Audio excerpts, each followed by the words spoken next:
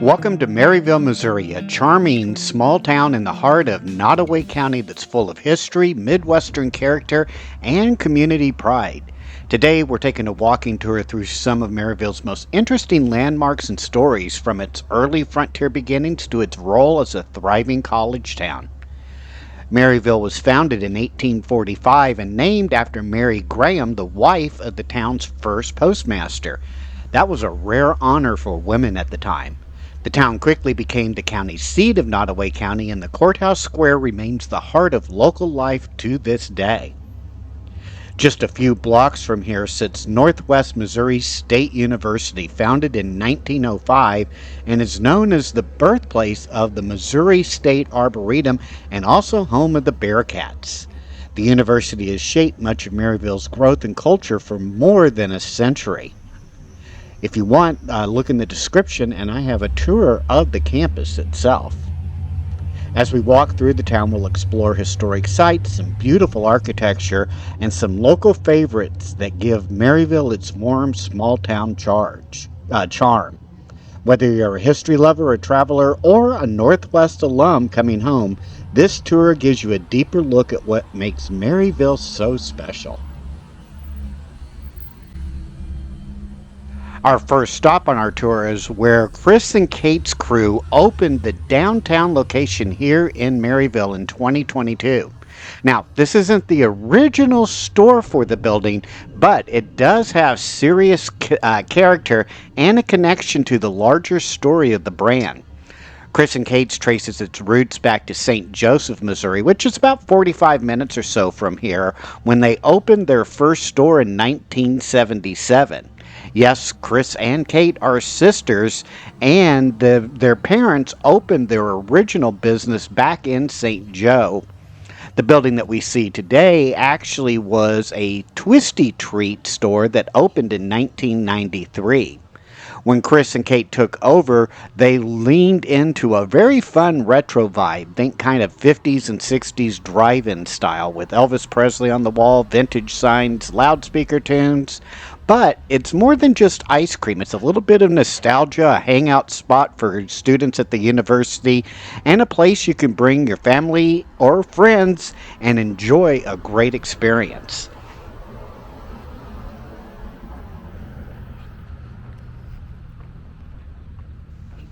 We're now heading into the commercial historic district here in Maryville, where we see many buildings that date back to the late 1800s and early 1900s. For example, this building that we see here was built around 1891. They originally were built in wood but transitioned to brick around 1900 or so. The building that we see here, which is now the Perk, which is a coffee shop, that opened in 2022, was originally a dry goods store or a grocery store of some type over the years.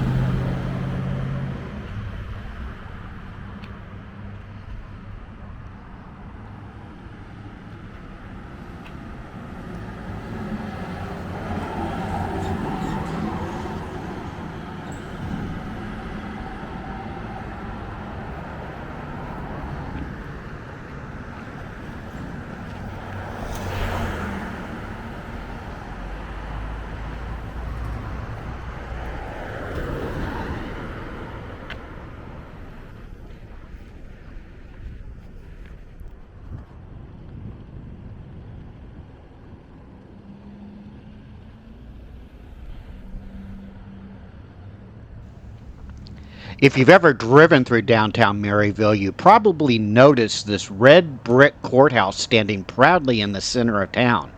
It's the Nottoway County Courthouse, and it's been watching over this square for more than 140 years. But believe it or not, this isn't the first courthouse here. It's actually the third one the county has had since Nottoway County was formed back in 1845. The very first courthouse was about as simple as it gets, a small log building that went up in 1846 that cost about $250 to build. It worked fine for a frontier town, but as Maryville grew, the county needed something bigger. So in the 1850s, they built a second courthouse, which was a two-story brick building. It served the community for nearly 30 years, but by the 1880s, Maryville was booming and the old courthouse building just wasn't cutting it anymore.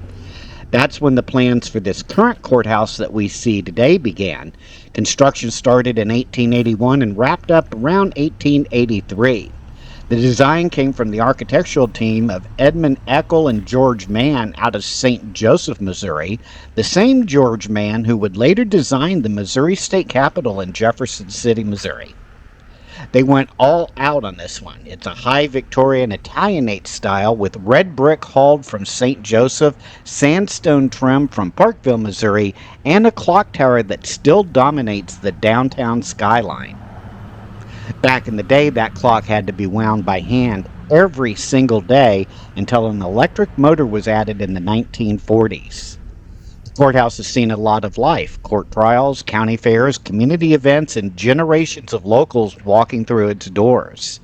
In the 1930s, they remodeled the courtroom, and in the 1950s, the building got a huge facelift.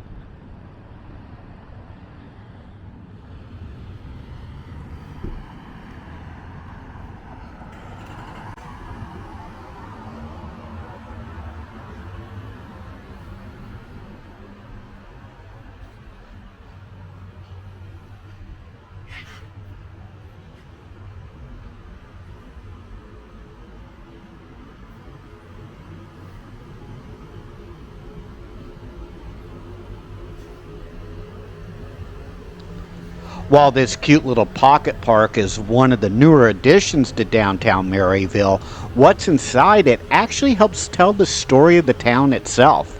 From the old fountain that we see here to the restored schoolhouse that we see in the background, each piece connects back to different moments in Maryville's history, from its early street layouts to the community spirit that still shapes it today.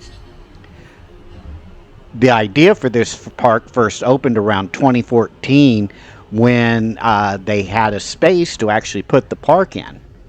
But let's take a look at the fountain itself. This granite beauty arrived in 1911 and was donated to the city by the National Humane Alliance. It was dedicated to Herman Lee Ensign, the group's founder, and originally set at the corner of 4th and Market Streets.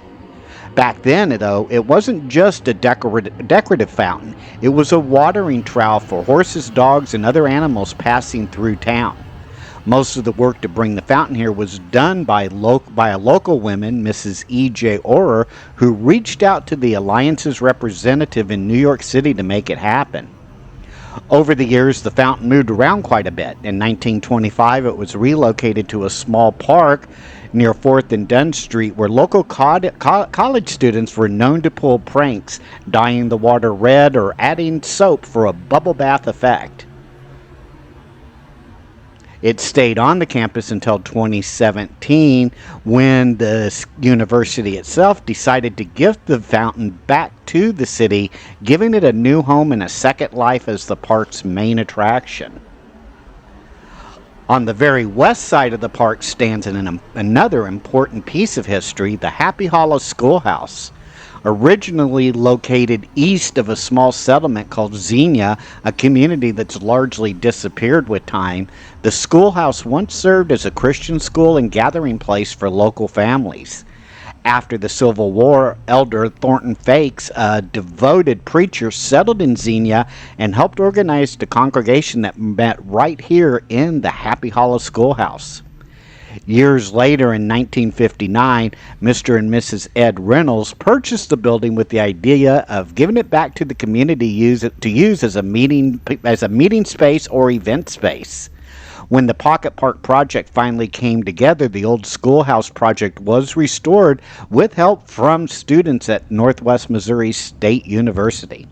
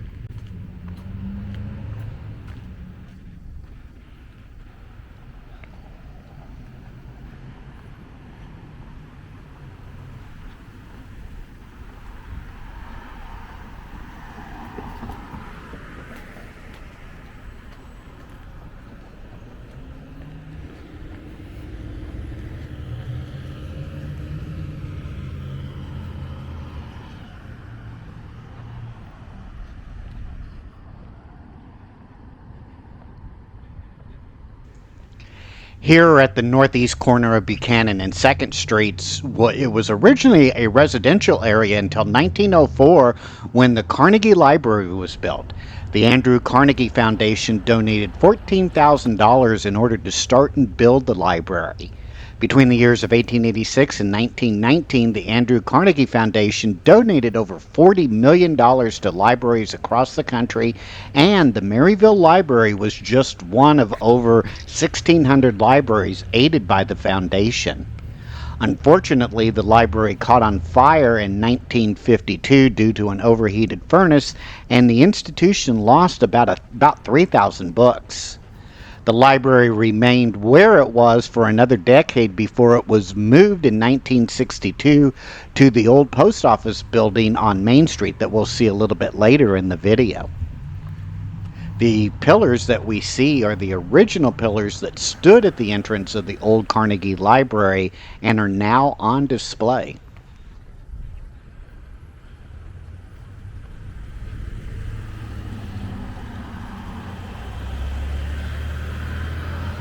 Between 1850 and 1921, this location housed Nottoway Lodge number 470, a Masonic lodge that played a central role in the community's social and civic life during that period. Following the Masonic Lodge relocation, the building became known as the Empire Theater. Originally appearing as an opera house in 1909, it later converted to movies under the Empire Theater name. That theater itself was destroyed by a fire in 1925. Today, the building has been repurposed as mixed-use property and features 8 renovated apartment units as well as a large storefront unit.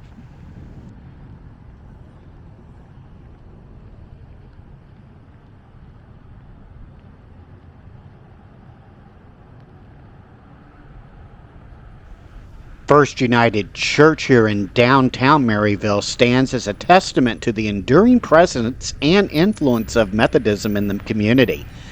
The congregation itself was established in 1844 and was among the earliest Protestant congregations in the area. In 1866, their first church building itself was constructed on the southeast corner of 1st and Main Streets, making it the first Protestant church in the city. A new church building was constructed in 1894, which is the current building that we see today.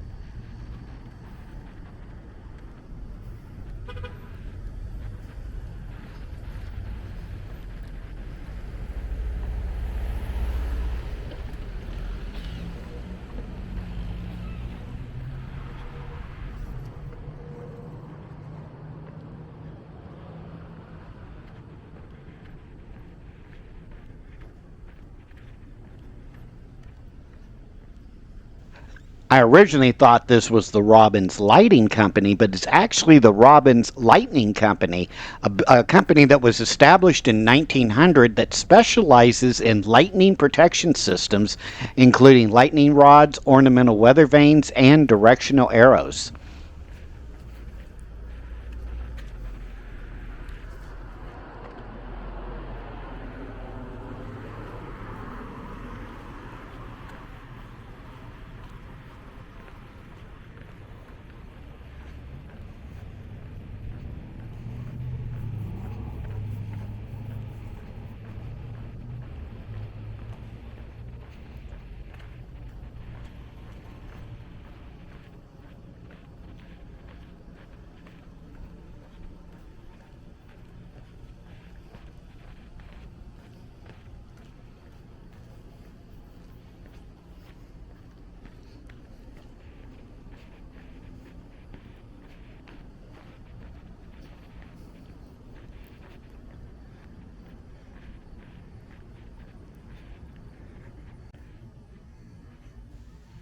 Before Northwest AV moved into this building in 2005, the building itself had quite a colorful past.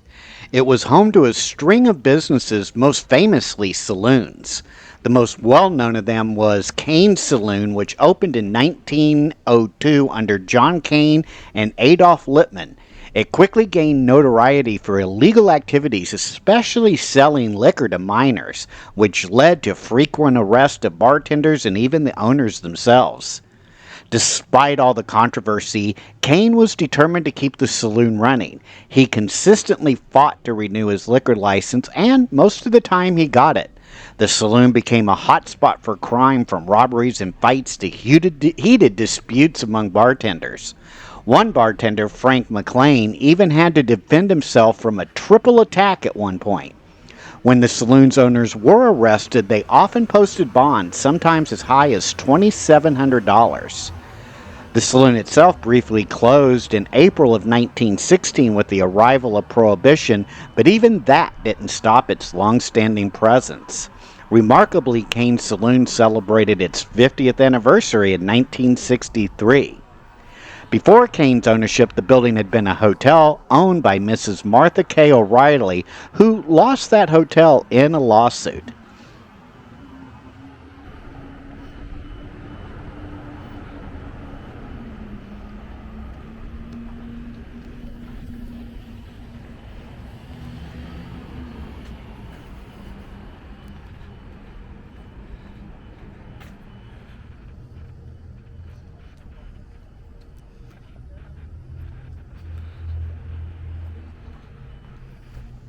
These shops that we see here have worn quite a few hats over the years. In 1886, maps showed that many of the buildings themselves started out as a grocery store and other commercial stores. But later on, they all combined to be a part of the Krause Hotel, which actually consisted of about 3 of these buildings joined together to better accommodate guests. The hotel seems to have done well, staying in operation through the early 1900s. By about 1910 or so, the building had shifted to a meat store, and interestingly, a map notes the word kettle on it. That's because maps were often used for fire insurance purposes and would highlight anything that could be a fire hazard. In the case, most meat shops back in the day had smokehouses behind them, and they were usually marked in yellow as potential fire risk.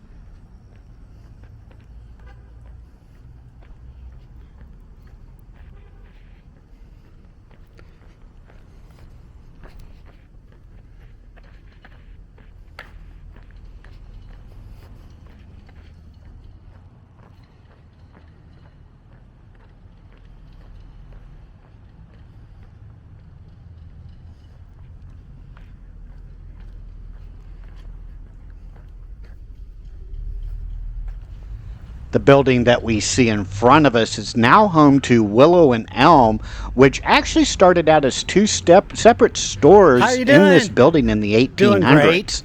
One side was a clothing store, and the other side was a tailor shop for men. By 1891, both places were just simply labeled stores that they are today, a store.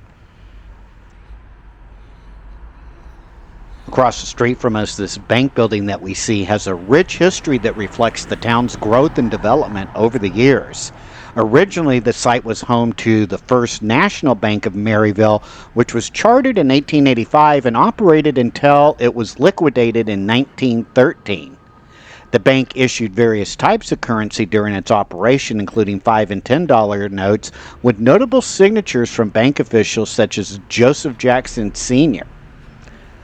After the First National Bank ceased operation, the building continued to serve the community in various capacities. In 1931, it became the location for NBH Bank, which is now known as Bank Midwest. This bank has maintained a presence here at this address for over 90 years.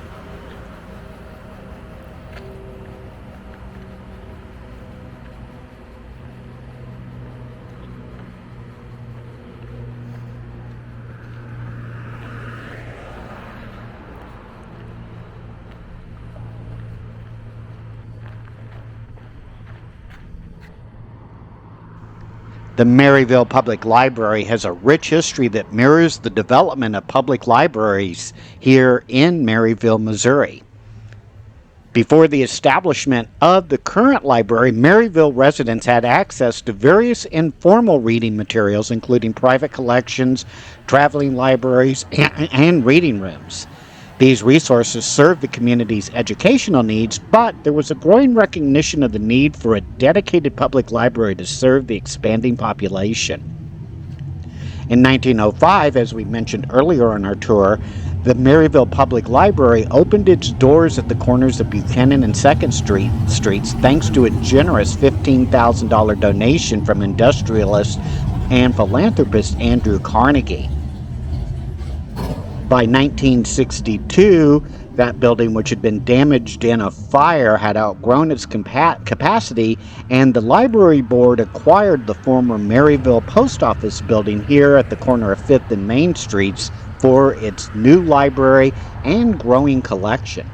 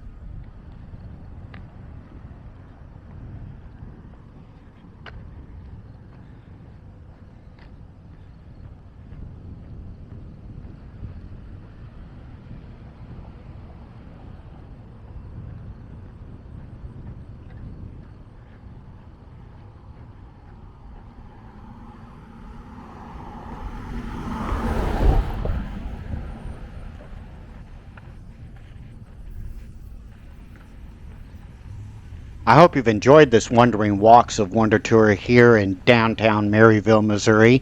Make sure to hit that like and subscribe button. Also, leave a comment on which one of the buildings you thought was either the most unique or was the most historical. And also, make sure to watch us on our next Wandering Walks of Wonder tour. Take care now. Bye-bye.